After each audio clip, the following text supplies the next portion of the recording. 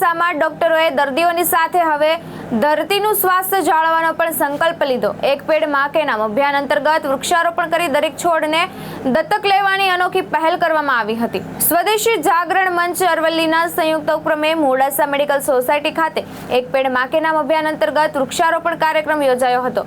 કાર્યક્રમ દરમિયાન મોડાસા મેડિકલ સોસાયટીમાં 21 અને ગોગાધામ ગારુડી ખાતે 21 મળી કુલ 32 વૃક્ષારોપણ વાવેતર કરવામાં આવ્યું હતું। ખાસ વાત એ રહી કે ડોક્ટરોએ માત્ર વૃક્ષો વાવ્યા નહીં પરંતુ દરેક છોડને દત્તક લઈ તેને ઉછેર અને જાળવવાની જવાબદારી પણ સ્વીકારી હતી। ડોક્ટરોએ જણાવ્યું હતું કે પ્રકૃતિ સ્વસ્થ રહેશે તો જ સમાજ સ્વસ્થ રહેશે, તેથી દરેક નાગરિકે ઓછામાં ઓછું એક વૃક્ષ વાવી તેનું જતન કરવું જોઈએ। કાર્યક્રમમાં સ્વદેશી જાગરણ મંચના હોદ્દેદારો, ડોક્ટર અને સામાજિક આગેવાનોની મોટી સંખ્યામાં ઉપસ્થિતિ હતી। મહેશભાઈ પટેલ, સહસંયોજક અરવલ્લી જિલ્લા સ્વદેશી જાગરણ મંચ।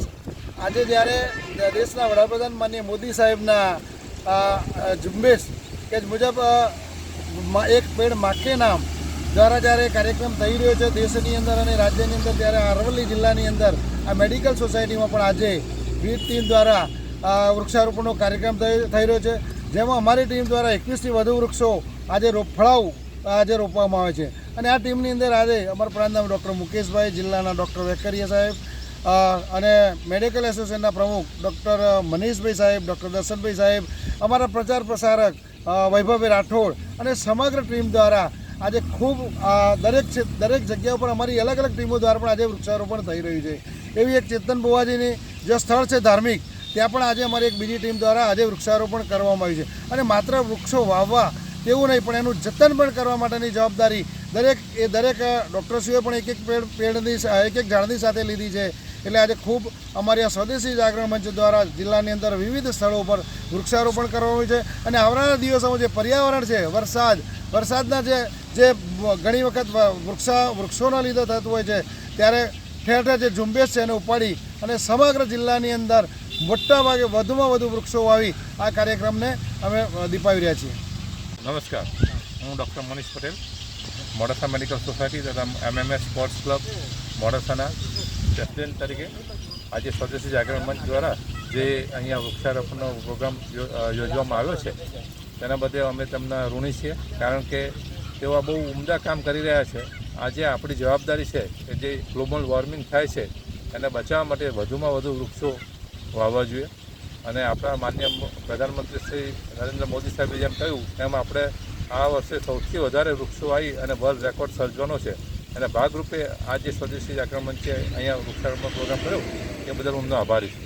અહીંયા શ્રી પ્રધારિત શ્રી વેકરિયા સાહેબ, શ્રી મહેશભાઈ સાહેબ તથા મુકેશભાઈ સાહેબ તથા આજના જે પત્રકાર મિત્ર છે વૈભવભાઈ સાહેબ, એ બધાનો અમે આભારી છીએ।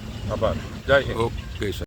હું ડૉક્ટર દર્શન પટેલ, મોડાસા મેડિકલ સોસાયટીના સેક્રેટરી તરીકે અહીંયા જે સ્વદેશી જાગરણ મંચ વિવિધ જગ્યાએ જે વૃક્ષારોપણનો કાર્યક્રમ રાખ્યો છે અને વાવેતર કરે છે, એના અનુસંધાનમાં અહીં મોડાસા મેડિકલ સોસાયટીમાં અહીંયા આજે વૃક્ષારોપણનું પર્યાવરણના જતન અર્થે જે વૃક્ષારોપણનો પ્રોગ્રામ બનાવ્યો છે, એના અંતર્ગત વિવિધ ફળાઉ ઝાડો અહીંયા વાવેતર કરવામાં આવ્યું છે।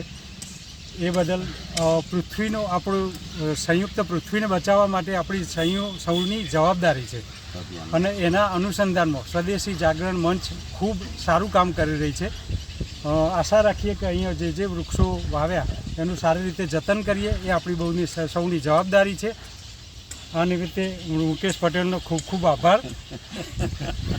જયેશ પટેલ, દૃષ્ટિકોણ ન્યૂઝ, અરવલ્લી, માલપુર।